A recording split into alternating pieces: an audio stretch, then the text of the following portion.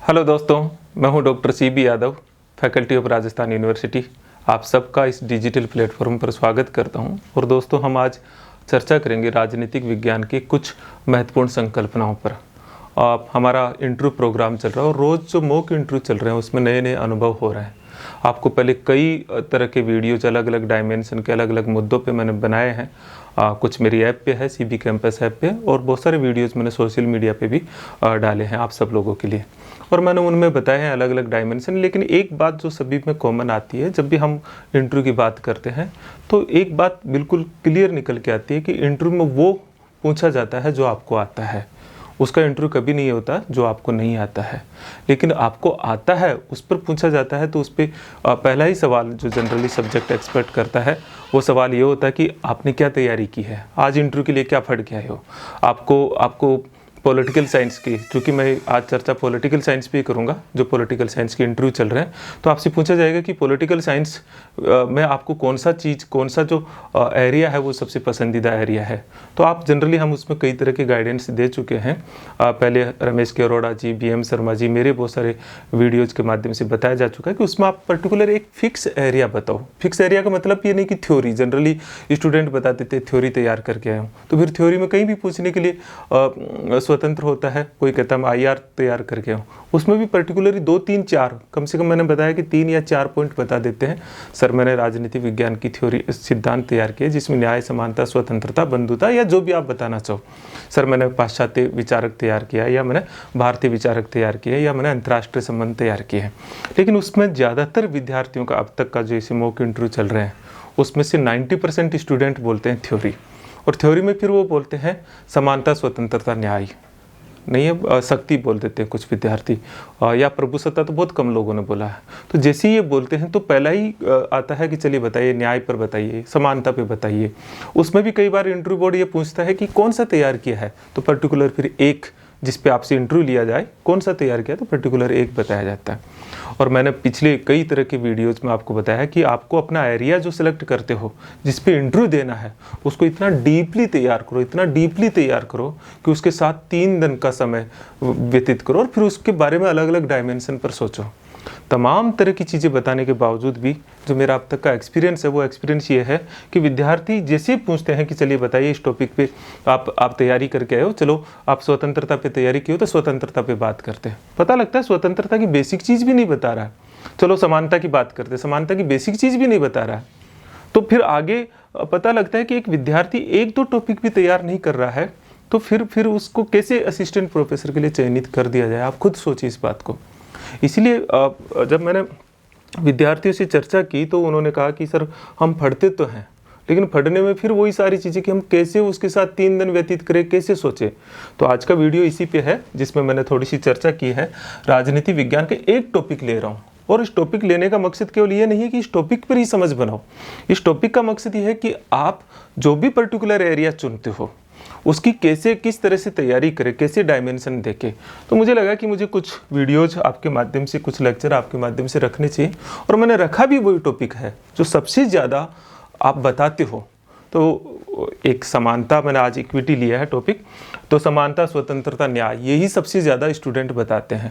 तो मैं 5-6 टॉपिकों पे कोशिश करूँगा आपसे संवाद करूँ, लेकिन मैं कमिटमेंट तो नहीं कर सकता। लेकिन एक टॉपिक पे मैं आज बता रहा हूँ कि समानता पर अगर आप बताते हो कि मैंने आज राजनीति विज्ञान की संकल्पनाओं में या सिद्धांतों में समानता पढ़ा है। एक और चीज़ है, इस साक्षात्कार में मैंने देखा है कि ज़्यादातर स्कूल व्याख्याता जो है वो इंटरव्यू दे रहे हैं। उनसे पूछा जाता है कि क्या पढ़ाते हो, तो 11th क्लास की जो बुक है उसके वो बताना शुरू करते हैं। 11th में 12th की है तो 11th ही ले लेते हैं पहले, और उसके अंदर फिर यही समानता, न्याय, स्वतंत्रता पर पूरा इंटरव्यू हो जाता है। और जो बुक्स आप पढ़ा रहे हो, आप सोचिएगा, उसमें आप ढंग से नहीं बता पाते हो तो फिर बहुत मैं क्या कहूँ, फिर इंटरव्यू में बेड़ा गर्क हो जाता है। तो मैंने कोशिश करता हूँ, हालांकि बहुत मुश्किल है दोस्तों। इस पर मेरा लेक्चर जो मैंने नेट और उस पर दे रखा है लगभग 2.5 घंटे का, 3 घंटे का है। अब उसे 15-20 मिनट में कैसे समेटा जाए, तो मैं अलग अलग डायमेंशन, और इसमें तो डायमेंशन उस टॉपिक की तुलना में बहुत ज़्यादा लिए जाते हैं इंटरव्यू में, क्योंकि इंटरव्यू की कोई सीमा तो है नहीं। लेकिन फिर भी एक कोशिश की है आपको बताने की कि कैसे आप इस टॉपिक पे अलग अलग पॉइंट को कैसे बता सकते हो। जैसे दोस्तों आपसे पूछा जाए कि समानता क्या है, सवाल तो ऐसे ही शुरू होते हैं ना, मैं उसी तरह से लिया हूँ जैसे इंटरव्यू में लेते हैं। इक्विटी, बताइए इक्विटी क्या है? नहीं है तो आपका सवाल आया एकदम से ब्लैंक, इक्विटी क्या है? तो पहले से कुछ पॉइंट्स कीवर्ड लिखे, किस तरह से, जैसे मैंने कुछ कोशिश की है कि आप इस तरह से कीवर्ड लिखिए। मैंने आपको बताया कि इक्विटी सामाजिक राजनीतिक दर्शन है एक, ये आधुनिक और प्रगतिशील अवधारणा है, स्वस्थ समाज और राजनीति के लिए आवश्यक है, कृत्रिम अवांछनीय और अतार्किक विभेदों की समाप्ति है, स्वतंत्रता न्याय का सहयोगी और पूरक है। लेकिन आप देखिए बताना कैसे, ऐसे 5 पॉइंटों में आपने देख लिया, तो आपको बोलने की प्रैक्टिस करो। इक्विटी क्या है? सबसे पहले क्या लेंगे? सबसे पहले ये वाले लेंगे सर, समानता जो है राजनीति विज्ञान में एक सामाजिक राजनीतिक दर्शन है, ये मूल्य भी कह सकते हैं। इसका शुद्ध तात्पर्य, इसका तात्पर्य होता है समाज में या राज्य में कृत्रिम अवांछनीय अतार्किक अमानवीय विभेदों की समाप्ति का होना। ये जो परिस्थितियां हैं इसे हम समानता कहते हैं। आपने छोटा उत्तर दिया, थोड़ा सा आपको लगता है और बढ़ा दें तो और आप कह सकते हो सर ये आधुनिक और प्रगतिशील समाज की अवधारणा भी है, थोड़ा सा आपने और इसे बता दिया सर ये लोकतंत्र के लिए भी जरूरी है। अब आप अपना इंटरव्यू चाहते हो कि इक्विटी और स्वतंत्रता, आपको लगता है कि मेरा इक्विटी कमज़ोर है लेकिन स्वतंत्रता और न्याय ज़्यादा बेहतर है, तो आपने इसमें एक और चीज़ जोड़ दिया सर ये स्वतंत्रता और न्याय का सहयोगी या पूरक भी है। जैसे आप जोड़ोगे तो अगला क्वेश्चन कहाँ जाएगा?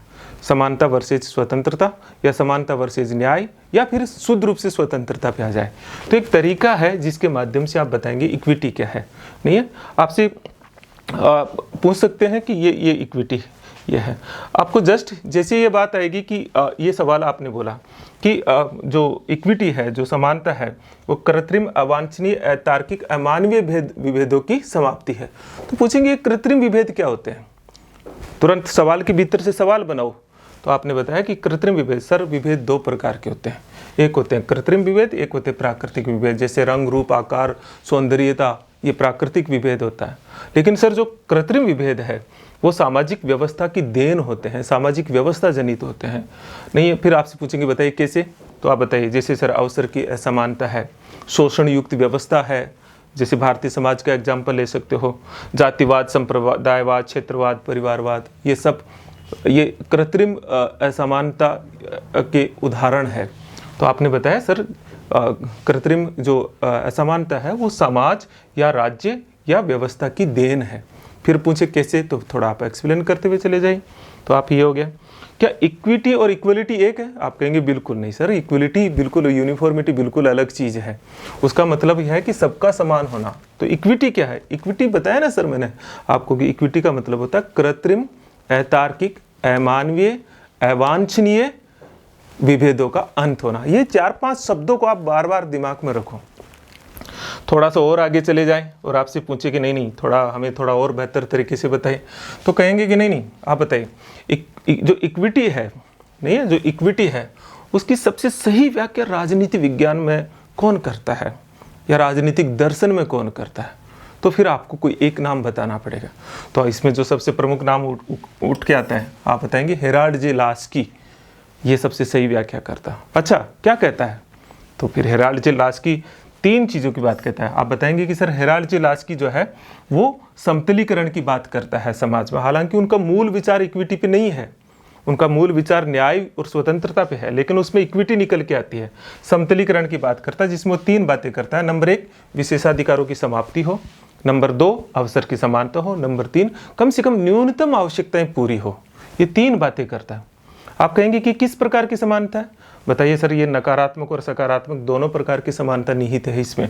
विशेषाधिकारों की समाप्ति, कोई चीज़ खत्म कर रहे हैं, ये नकारात्मक समानता है। और अवसर की समानता मतलब ऐसे अवसर उपलब्ध करवाए जाए। अवसर की समानता मतलब यहाँ फिर सवाल हो जाए, अवसर की समानता से मतलब क्या होता है? तो आप कहिए जहाँ युक्तियुक्त विभेद तो हो सकते हैं, जैसे फिर आप इसके भीतर हम चले जाए तो फिर और अलग डायरेक्शन में चले जाएंगे, लेकिन मैं इस पर भी चर्चा करूंगा। या न्यूनतम आवश्यकताओं की पूर्ति। लेकिन सवाल तुरंत आ जाएगा, बताइए कि हेराल्ड जे लास्की ने ये विचार किस बुक में दिया? तो फिर आपको बुक्स का पता होना जरूरी है। तो फिर बुक्स बताइए सर। इसकी महत्वपूर्ण बुक्स है ये ग्रामर ऑफ पॉलिटिक्स 1925 में लिखी गई थी, और दूसरा ये विचार दिया लिबर्टी ऑन मॉडर्न स्टेट। इन 2 पुस्तकों में ये विचार मिलता है। और पुस्तकें आपको पता है, सवाल पे सवाल। तो तो आप फिर पुस्तकों की लिस्ट दीजिए, क्योंकि आपको तैयारी के लिए क्या क्या डायमेंशन हो सकता है आप बताइए sir. Authority on modern state, ये भी उनकी पुस्तक है। The state in theory and practice 1935 में, ये भी उनकी पुस्तक है। पार्लियामेंट्री गवर्नमेंट, ये भी इन इंग्लैंड, ये भी उनकी पुस्तक है 1938। और the rise of European liberalism 1943, ये लास्ट बुक है। तो जब आप किसी एक एरिया की तैयारी करो और किसी एक विचारक को लेते हो तो फिर उनकी सारी लिटरेचर आपको पता होना चाहिए। इसका मीनिंग ये है बताने का। आपसे तुरंत दूसरा सवाल उठ के आएंगे, चलिए ये तो आपने बताया कि इसका समर्थक ये है, विरोधी कौन है? तो फिर आप बताइए सर विरोधी कौन है? तो फिर हम इसमें नाम ले सकते हैं, प्लेटो का नाम ले सकते हैं, अरस्तु का नाम ले सकते हैं। ये दो महत्वपूर्ण विचारक हैं। थोड़ा फिर आप प्लेटो और अरस्तु पे चला जाएगा, या फिर आप जिस समानता की बात आप लास्की की करते हो कि आप बताइए इसके संबंध में कौन कौन विचारक विचार देते हैं, तो आप बताइए सर इसमें महत्वपूर्ण विचार तो लास्की का है, लेकिन इस पर कुछ जो है इसके विरोध के संबंध में भी विचार दिए प्लेटो और अरस्तु। तो इंटरव्यू चला जाएगा प्लेटो और अरस्तु पर फिर जो है। तो प्लेटो ने कैसे दिया, तो आप फिर बताइए सर। प्लेटो जो है व्यक्तिगत न्याय और सामाजिक न्याय में जो है वो इस तरह की बात कहता है, जहाँ व्यक्तिगत न्याय में वह मनुष्य के 3 गुणों के आधार पर व्यक्तियों को 3 भागों में बांटता है। विवेक गुण, साहस गुण और आपका जो है तृष्णा गुण। ये जो 3 गुण है उनमें एक गुण की प्रधानता होती है, 2 अन्य गुणों से सामंजस्य होता है। सर इनकी प्रधानता के आधार पर वो व्यक्तियों को सोना, विवेक के आधार पर, जो साहस गुण के आधार पर चांदी और तृष्णा गुण के आधार पर तांबे में वर्गीकृत करता है। तो ये क्या है? बोले सर ये एक तरह से व्यक्तियों के भीतर का वर्गीकरण है। तो आप कहेंगे कि असमानता कैसे है? तो बताइए कि सर वो जो सामाजिक न्याय है उसमें वो 3 वर्ग बताते हैं इन गुणों के आधार पर, शासक वर्ग, सैनिक वर्ग और उत्पादक वर्ग। तो कैसे? तो फिर आप बताइए सर शासक वर्ग के अधीन वो दोनों वर्गों को रखता है, तो ये असमानता हो गई ना। तो एक तरह से प्लेटो का आप एग्जाम्पल ले सकते हो। अरस्तु के बारे में आप डिटेल से अरस्तु में पढ़ ही लेना आप कि वह दास प्रथा और स्त्रियों की पराधीनता का समर्थन है। तो एक तरह से असमानता की बात करता है। वो कहता है कि जिसमें जितनी योग्यता हो उसको उसी हिसाब से उनको अवसर मिलना चाहिए और यही न्याय है। तो जो अरस्तु का न्याय है वो अपने अलग तरह से है और वो एक तरह से अनइक्वलिटी की बात करता है। आप कहें कि भारतीय समाज में क्या स्थिति है, तो आप कहेंगे कि प्राचीन काल में तो भारतीय समाज ठीक था, फिर वर्ण व्यवस्था आई, फिर मध्य काल में जाकर के अनइक्वलिटी काफ़ी हुई है। इक्विटी का विरोध अगर आप देखते हैं या इक्विटी के अगेंस्ट कोई चीज़ देखते हैं समाज में, तो फिर मध्यकाल में जहाँ विशेषाधिकार आधारित सामंती व्यवस्था थी। आप कहीं वैसे भी कनेक्ट कर दे तो वैसे भी कनेक्ट कर सकते हैं। फिर आपसे पूछ सकते हैं कि बताइए इक्विटी की जो ये पूरी संकल्पना है ये आधुनिक काल में ये उद्भव हुई है या इसकी जो मांग हुई है उसके क्या कारण है? तो आप फिर सोचिए कि सर इसके 4-5 कारण है सर। नंबर 1 आप बताइए पुनर्जागरण, रेनेसां, धर्म या सामाजिक सुधार, जो विभिन्न प्रकार के धार्मिक सुधार या सामाजिक सुधार आंदोलन हुए, मानवतावाद की अवधारणा आई, कुछ क्रांतियां हुई सर जैसे फ्रांसीसी क्रांति, अमेरिकी क्रांति, संविधानवाद की संकल्पना आई, लोकतंत्र। इसमें से कोई भी 5-6 पॉइंट बता दीजिए, ये सब इसके उद्भव के कारण है। फिर आपसे पूछे कि सकारात्मक और नकारात्मक समानता क्या है, तो मैंने अभी आपको बता ही दिया। देखिए नकारात्मक का मतलब है कुछ चीज़ों को नहीं होना, मतलब उनका नहीं होना। सकारात्मक का मतलब है उनकी उपस्थिति का होना। तो नकारात्मक समानता क्या है? विशेषाधिकारों की समाप्ति, कृत्रिम भेदभाव का अंत, लेकिन युक्तियुक्त भेदभाव हो सकते हैं। और सकारात्मक समानता क्या है? अवसर की समानता का होना नहीं है, ये सकारात्मक समानता है। फिर आपसे पूछिए कि एक्चुअल में समानता क्या है, तो आप कहेंगे दोनों तरह की। यहाँ पे स्वतंत्रता में हम जनरली कहते हैं सकारात्मक स्वतंत्रता ही स्वतंत्रता है, लेकिन यहाँ पे हम कहेंगे कि मुख्यतः तो सकारात्मक समानता ही है, लेकिन नकारात्मक समानता की उपस्थिति भी होना चाहिए क्योंकि वो भी जरूरी है। फिर महत्वपूर्ण सवाल यहाँ आ जाता है, जो सबसे इंपॉर्टेंट पार्ट है वो यहाँ पे आके टिकता है कि बताइए आपने जैसे ही मान लीजिए नाम लिया समानता, तो तुरंत सवाल ये 2 सवाल पक्के तौर पर आते हैं। फिर समानता मतलब equity versus liberty, equity versus justice. तो इसमें बहुत ध्यान रखिए। जैसे पूछेंगे बताइए समानता और स्वतंत्रता में क्या संबंध है, तो चूंकि इसके विचार तो दोनों है, तो आपको पहला जवाब देना है सर ये दोनों पूरक है। क्योंकि आप क्या मानते हैं ये आपका मत है, व्याख्या नहीं करने लग जाना सर ये दोनों पूरक है। कैसे पूरक है आप बताइए सर? वैसे तो कई विचार दोनों पूरक क्यों, अब यहाँ नाम नहीं लेना क्योंकि आपसे पूछा गया है। आप बताइए क्योंकि समानता और स्वतंत्रता दोनों का ही अंतिम उद्देश्य व्यक्ति के व्यक्तित्व विकास करना है और बेहतर समाज और व्यवस्था का निर्माण करना है। और इस दृष्टि से दोनों, क्योंकि दोनों एक ही उद्देश्य के लिए है, इसलिए दोनों पूरक है। एक और है सर स्वतंत्रता का मतलब स्वच्छंदता नहीं होती है। स्वतंत्रता जो लास्की ने बताई, मिल ने बताई, पर की से संबंधित स्वतंत्रता, उसका मतलब होता है कि फ्रीडम जो टू अदर, मतलब दूसरों से संबंधित स्वतंत्रता का मतलब होता है कि स्वतंत्रता तभी तक है जब दूसरों की स्वतंत्रता भंग ना हो। तो फिर आप बताएंगे कि सर स्वतंत्रता स्वच्छंदता नहीं है, जैसा कि मिल कहता है। पर संबंधी स्वतंत्रता का मतलब है स्वतंत्रता का वजूद तभी तक है जब तक दूसरों की स्वतंत्रता डिस्टर्ब ना हो। तो आपसे पूछे नहीं, थोड़ा और एक्सप्लेन कर सकते हो आप इसे, आप बताइए इसे कि कैसे। तो आप बताइएगा कि इसको कि सर जब दूसरों की स्वतंत्रता भंग नहीं होगी तो ये समानता के नज़दीक चली जाती है। एक और बता सकते हो, सर लोकतंत्र के लिए समानता और स्वतंत्रता दोनों जरूरी है। फिर और कह सकते हो सर बहुत सारे विचारकों में, जिनमें से आप अंबेडकर जी का भी नाम ले सकते हो, सर आर्थिक समानता के बिना स्वतंत्रता का कोई अर्थ नहीं रह जाता। आपसे पूछ सकते हैं, आप थोड़ा सा इसे एक्सप्लेन करेंगे तो आप बताएंगे सर बिल्कुल अंबेडकर जी ने भी इसे बताया है। जैसे कि फिर आप कैसे बता सकते हो, जैसे मैं कुछ विचार लूँ, हाँ जैसे फॉर एग्जांपल आप बताइए कि सर अगर आर्थिक असमानता इतनी ज़्यादा हो जाएगी तो जो बहुत पूंजीपति हो गया या धन के माध्यम से गरीबों के वोटों को खरीदा जा सकता है तो लोकतंत्र विरोधी काम हो जाएगा। तो आर्थिक समानता के बिना राजनीतिक स्वतंत्रता का कोई अर्थ नहीं है कि आपने राजनीतिक स्वतंत्रता तो दे दी लेकिन वोट जो है वो पैसों से खरीद लिए गए। इसलिए आर्थिक समानता बहुत ज़रूरी है राजनीतिक स्वतंत्रता के लिए।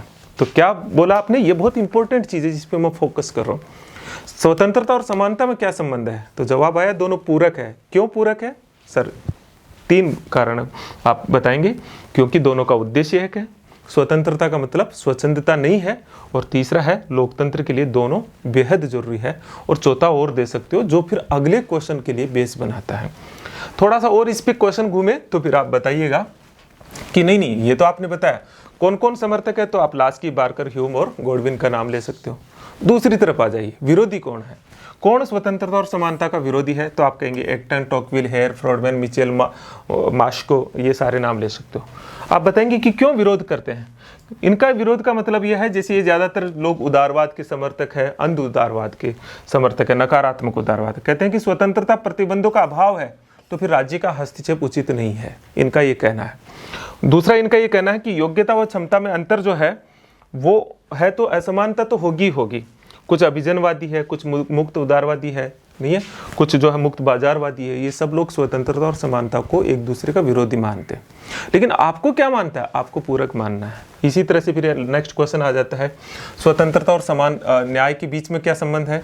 आपसे पूछ ले कि स्वतंत्रता और न्याय के बीच का संबंध बताइए, तो फिर आप बताना है सर स्वतंत्रता और समानता न्याय जो है वो भी एक दूसरे की पूरक है। जैसे स्वतंत्रता और समानता और न्याय जो है वो एक दूसरे की पूरक है। जैसे कि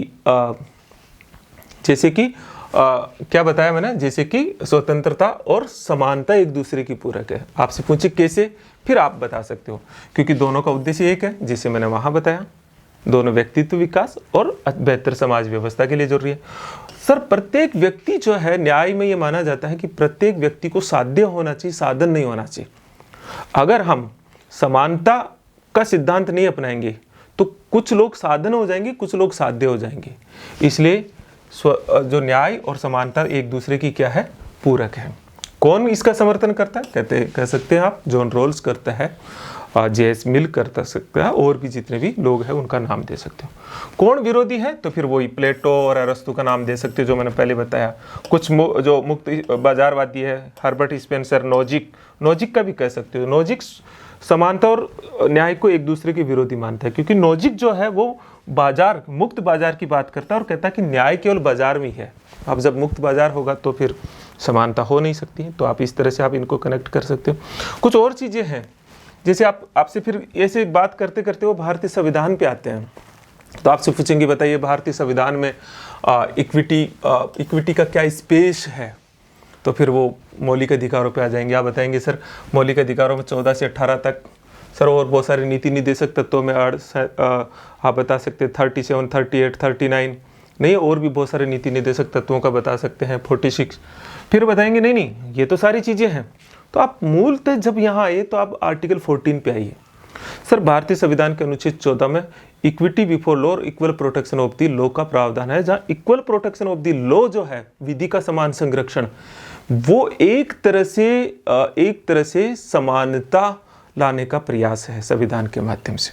और ये अलग अलग आर्टिकल में जो युक्त प्रतिबंध है, जो कई तरह की बात कही गई है, उनको आप सामने ला सकते हो। आपसे थोड़ा और गहराई में पूछ रही है, नहीं, हमें ऐसे समझ में नहीं आ रहा, आप कुछ स्कीम्स बताइए। तो फिर कुछ स्कीम्स जो भारत सरकार की है वो बता सकते हो कि क्या क्या चीज़ संविधान के माध्यम से हुआ। तो एक तो आरक्षण। अब ये आरक्षण का सवाल बहुत बड़ा है, इस पे मैं अलग से चर्चा करूंगा कि आरक्षण समानता कैसे, समानता का बेस कैसे, पूरा एक बड़ा मामला है। लेकिन इस पे सोचो, कुछ स्कीम्स है जैसे पीडीएस सिस्टम है, मनरेगा है, आरटी है, स्वास्थ्य जैसे चिरंजीवी योजना जैसी कुछ चीज़ों को, या अभी आयुष्मान भारत जैसी योजना को के ये महिलाओं से संबंधित जो कुछ प्रोविजंस है वो ला सकते हो, अल्पसंख्यकों से संबंधित प्रोविजंस है उनको आप बता सकते हो। इस तरह से इस सवाल का जवाब आप ऐसे बहुत सारी स्कीम्स, बहुत सारे प्रोविजंस के तहत दीजिए। लंबा चौड़ा है ना। इक्विटी वर्सेज आपसे पूछे कि बताइए कि इक्विटी है वो डेमोक्रेसी से कैसे कनेक्टेड है, या आपसे ये भी कह सकते हैं कि आप पॉलिसी मेकिंग में इक्विटी को कैसे यूज करेंगे। ऐसे 2-3 तरह से सवाल पूछा जा सकता है। तो ऐसी स्थिति के भीतर आप कहेंगे कि सर इक्विटी और डेमोक्रेसी एक दूसरे की पूरक है। क्यों पूरक है? क्योंकि बेसिकली जो है सभी वर्गों की सहभागिता होगी तभी लोकतंत्र अपने वास्तविक रूप में चरितार्थ होगा। आप बता सकते हैं कि जो सर्वोदय की संकल्पना है वो भी एक तरह से लोकतंत्र को मजबूत करती है और वो समानता की भी सूचक है। अब सर्वोदय नाम मैंने जानबूझ के लिखा है क्योंकि अब आप सर्वोदय के मीनिंग में आ जाओगे कि सर्वोदय का क्या मतलब है। तो आप बताएंगे कि गांधी के अनुसार सर्वोदय का तात्पर्य जो अंतिम पंक्ति में जो खड़ा व्यक्ति है उसका सबसे पहला अधिकार हो, उसका सशक्तिकरण करना, यही सर्वोदय है। फिर आप बताएंगे कि जो शांति और कानून व्यवस्था, जो शांति व्यवस्था बनाए रखने के लिए भी समानता जरूरी है और ये लोकतंत्र के लिए भी जरूरी है। कहें कैसे? क्योंकि बहुत ज़्यादा अनइक्वलिटी हो जाएगी तो चोरी डकैती, बहुत सारी कानूनी व्यवस्था के समक्ष चुनौतियाँ उत्पन्न होगी, क्योंकि समाज में बहुत सारी चुनौतियाँ यही होती है। तो आप ये भी बता सकते हो। फिर आपसे ये भी पूछ सकते हैं, चलिए बताइए वैश्विक स्तर पर भी इस संबंध में कोई प्रयास हो रहे हैं क्या? तो फिर आप कुछ चीज़ों को बता सकते हैं, जैसे मिलेनियम डेवलपमेंट गोल 2015 के जो 16 पॉइंट है यूएनओ के द्वारा दिए गए वो बता सकते हो। यूनिसेफ बहुत सारी स्कीम्स चला रही है वो बता सकते हो। और बहुत सारी स्कीम्स जैसे WHO बहुत सारी स्कीम्स चला रहे हैं, बहुत सारी फूड सिक्योरिटी से संबंधित प्रोविजन है वो बता सकते हो। अब ये सारी चीज़ें आप बता सकते हो। भारत में इक्विटी के सामने क्या चुनौतियां है, ये सवाल आ गया। चलिए आप सारी बात करते हो, लेकिन अब बताइए कि आखिर इसके समक्ष चुनौती क्या है। तो फिर आप चीज़ों को लेके आएंगे कि सर भारत में इक्विटी के समक्ष बहुत सारी चुनौतियां, लेकिन फिर भी मेरा ये मानना है कि एक तो भारत का समाज बहुत विभाजित समाज है, यहाँ बहुत बड़ी आर्थिक असमानता है, सर ग्रामीण और शहरी क्षेत्र के बीच भी एक खाई है, शिक्षा और स्वास्थ्य की सुविधाएं अच्छी नहीं है और उनमें भी बहुत ज़्यादा अंतर है, और सर बहुत सारे सामाजिक पूर्वाग्रह और रूढ़िवादिता है, ये भी इसमें एक चुनौती है। तो आप कई चीज़ें ला सकते हो इस संबंध में, तो ये आप बता सकते हो। तो मैंने आपको बताया कि किस किस तरह से क्वेश्चन हो सकते हैं। फिर आपसे क्वेश्चन हो सकता है, अच्छा बताइए भारत की जुडिशरी का भी इक्विटी के संदर्भ में कोई रोल बता सकते हो आप? तो आप कहेंगे बिल्कुल सर, भारत के संविधान में जो सामाजिक आर्थिक राजनीतिक न्याय और वैसे भी समता बता रखी है, प्रतिष्ठा और अवसर की समता, बहुत सारे हमारे मौलिक अधिकारों का संरक्षण का दायित्व न्यायपालिका को दिया गया है। तो न्यायपालिका अपने निर्णय में कई बार ऐसे बड़े डिसीजन दिए हैं, जजमेंट दिए हैं, जिससे समानता का जो हमारा आदर्श है वो सुनिश्चित हो। आपसे पूछिए बताइए कोई 1 या 2 उदाहरण बताइए। तो मैंने आपको 2 उदाहरण लिखा है, जैसे इंदिरा साहनी वाद जिसमें आरक्षण की जो अपर लिमिट 50% डिसाइड की गई थी, वो आप थोड़ा सा डिटेल से पढ़ लीजिएगा। नहीं है विशाखा गाइडलाइन जो 1997 में दिया गया था, थोड़ा सा डिटेल से देख लेना राजस्थान के साथियों से मैं कह रहा हूँ, क्योंकि जो विशाखा का पूरा मामला जो भंवरी देवी और टोंक और राजस्थान से जुड़ा हुआ है, आप ज़रूर देख लीजिएगा इसका। और जो मध्य प्रदेश और दूसरे साथी भी इसे देखें, जैसे सबरीमाला वाला मामला हालांकि विचाराधीन है, मंदिर प्रवेश ये भी जजमेंट है। आपसे पूछे कि भारत आपके हिसाब से भारत सरकार को और क्या क्या प्रयास करना चाहिए इक्विटी के लिए। तो आप कहिए कि सर वैसे तो भारत सरकार काफ़ी अच्छी स्कीम्स भी चलाती है, बहुत सारी चीज़ें भी चलाती है, लेकिन फिर भी हमारा ये मानना है कि जो आर्थिक असमानता बढ़ रही है तो कुछ ऐसे प्रावधान कर सकती है जिससे ये कम हो। आपसे पूछे क्या हो सकता है, तो उसमें एक तो आप ये बता सकते हो कि सर सुपर रिच टैक्स लगा सकते हैं जिससे ये थोड़ी सी जो असमानता वो कम हो। दूसरा सर सार्वजनिक क्षेत्र का थोड़ा विस्तार किया जाए और प्राइवेट सेक्टर में भी जो सोशल जस्टिस जैसी बात की संकल्पना को थोड़ा सा लाया जाए। अब ये अलग अलग विवादित बात है जिसमें और बहुत सारी चीज़ें हो सकती है, लेकिन आप कुछ न कुछ चीज़ें जो है यहाँ पे ज़रूर बता सकते हो। यहाँ पे एक क्वेश्चन और आपका डाइवर्ट हो सकता है, वो हो सकता है फ्री बीज की तरफ, कि बताइए फ्री बीज के संदर्भ में आपका क्या मानना है। तो साथियों, इंटरव्यू है उसका कोई पता नहीं रहता है कि इंटरव्यू किस दिशा में जाएगा, लेकिन जब आप किसी एक टॉपिक की तैयारी करते हो, किसी भी एक टॉपिक की तैयारी करते हो, मेरा ये मानना है कि आप अलग अलग तरह से सोचो। जैसे मैंने इक्विटी के संदर्भ में कितना डायमेंशन बता दिया, तो आप एक टॉपिक के साथ 3-4 दिन गुजारो ताकि वो टॉपिक से आपका कनेक्शन बन जाए। तो इस टॉपिक को बताने के पीछे मेरा उद्देश्य क्या है कि आपको बहुत सारे डायमेंशन पता लगे कि आखिर किसी टॉपिक पे सोचा कैसे जाता है, कैसे उसकी थीम बनती है। और इसीलिए मैंने सोचा कि कुछ टॉपिक्स पे मैं आपसे बात करता हूँ जिससे आप खुद उन टॉपिक्स को तैयार कर सको। अब मैंने बहुत तेज़, बहुत फास्ट, मेरी फ्रीक्वेंसी बहुत फास्ट रखी है, जो मेरा नेचर नहीं है, लेकिन उसके बावजूद भी मुझे लगा कि कम समय में मैं आपको थोड़ी सी गाइड दिशा दे सकूं। हमारा जो साक्षात्कार प्रोग्राम चल रहा है ना, वो बहुत शानदार और बहुत पॉपुलर प्रोग्राम हो रहा है। आप लोग जुड़ना चाहते हो तो जुड़ सकते हो। उसमें हम कई तरह के 1-to-1 सेशन करते हैं, जो डिटेल से मैं आपसे डिटेल्स बताता हूँ उसमें। बोर्ड टीचिंग, चूँकि मेरा ये मानना है कि देखिए, ये मॉक इंटरव्यू देना, पता नहीं, ये इंटरव्यू की तैयारी नहीं है। आप अपने टेबल पे बैठ के अपने सबकॉन्शियस माइंड को तैयार कीजिए, अपना जो एरिया है उसके बहुत सारे डायमेंशन डेवलप कीजिए। आप अपने बायोडाटा से रिलेटेड बहुत सारे क्वेश्चन बनाइए, और जब पूरा तैयार हो जाए तो एक बार टेस्ट करवा दीजिए, और किसी के सुपरविजन में बैठ करके एक बार तैयार कीजिए, इन्हें टेस्ट कीजिए। जैसे मैं 1-to-1 में यही सारी चीज़ें करता हूँ। बोर्ड टीचिंग इंपॉर्टेंट है, इसलिए ये सेशन बहुत महत्वपूर्ण होता है। ओरिएंटेशन में हमारे बहुत सारे एक्सपर्ट्स आते हैं, एक्सपर्ट जो अलग अलग सब्जेक्ट के, जैसे मैं आपसे बात कर रहा हूँ, वैसे मैंने पॉलिटिकल साइंस में तो बहुत सारे एक्सपर्ट से मिलवा चुका हूँ। बहुत सारे अलग अलग एक पूरा IR पे डिस्कशन हो चुका है, सारा ऑनलाइन प्लेटफॉर्म पे, जूम पे मैं डिस्कशन करता हूँ। थ्योरीज पे हो चुका है, थिंकर्स पे हो चुका है, इंडियन थिंकर्स पे हो चुका है, नहीं है? तो मैं लगातार इस तरह की डिस्कशन करता ही रहता हूँ। आज जैसे फिर एक मॉक इंटरव्यू रखते हैं।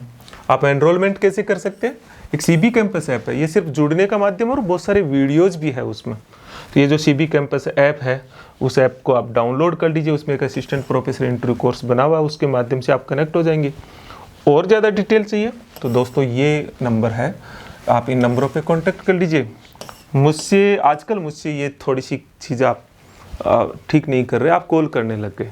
मैंने ये नंबर देता हूँ, लेकिन ये केवल आपको टेक्स्ट मैसेज के लिए नंबर दिए हैं। टेक्स्ट मैसेज कर सकते हैं या फिर आप व्हाट्सअप कर सकते हैं, ठीक है? लेकिन आप कॉल बिल्कुल भी ना करें मित्रों, ये ना।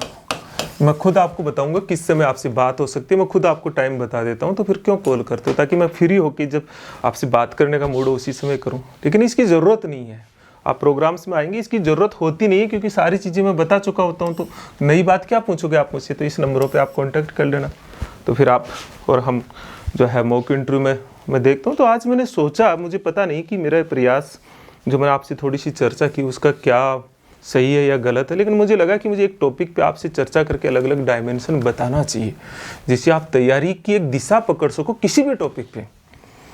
तो आप ज़रूर कमेंट करके ज़रूर बताइएगा कि आपको कैसा लगा, और क्या और टॉपिक कौन से हो सकते हैं जिन पे मैं बात करूं। 2-3 टॉपिक पे मैं सोच रहा हूं कि मैं आपसे डिस्कशन करूं। और समानता, न्याय, स्वतंत्रता, ये 3 मैं बता दूंगा तो बहुत सारे स्टूडेंट तो यही बताते हैं, 50-60% स्टूडेंट तो ये बताते हैं। तो ये तो मैं बताऊंगा शायद आपको, उनमें से पता नहीं, समय मिलेगा तो और 2-3 टॉपिकों पे चर्चा करेंगे, लेकिन मेरे प्लेटफॉर्म पे मैं ज़रूर इनसे डिस्कशन करूँगा इन टॉपिक पे। चलिए दोस्तों, आपने बहुत लंबा वीडियो सुना, बहुत तेज़ी से भी सुना, दिमाग पक गया होगा। चलिए, बहुत बहुत शुक्रिया, थैंक यू वेरी मच।